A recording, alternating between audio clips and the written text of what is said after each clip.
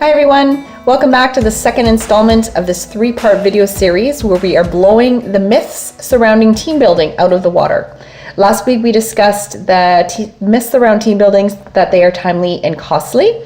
We discussed ways to mitigate those. Feel free to check it out if you have not already done so. This week we are discussing the myth around team building, that there is no buy-in from your team and that nobody will come.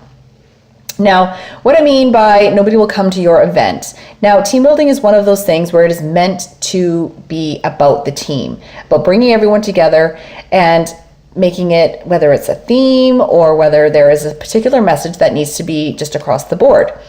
And it needs to include everyone. And that includes your other managers, your supervisors, all that, right up from every single department.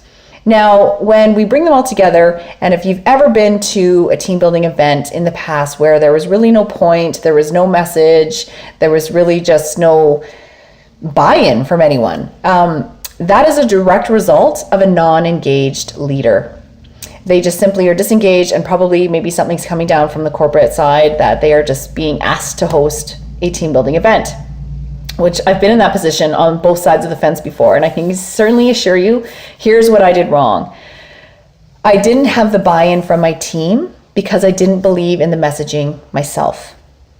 So for example, what I do now is I actually have the buy-in and the enthusiasm in the event or in the theme, whatever the case is, from my team, is because I'm excited about it as well.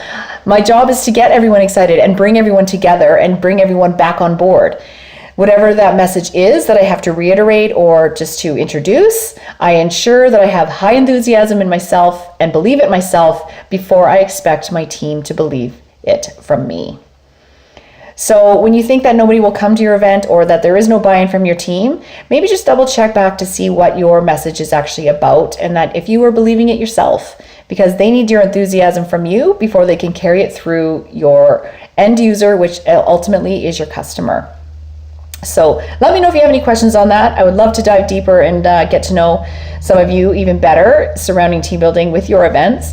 And I'll see you back next week where we discuss the third and final installment of this video series, where there is no point to team building, so they say.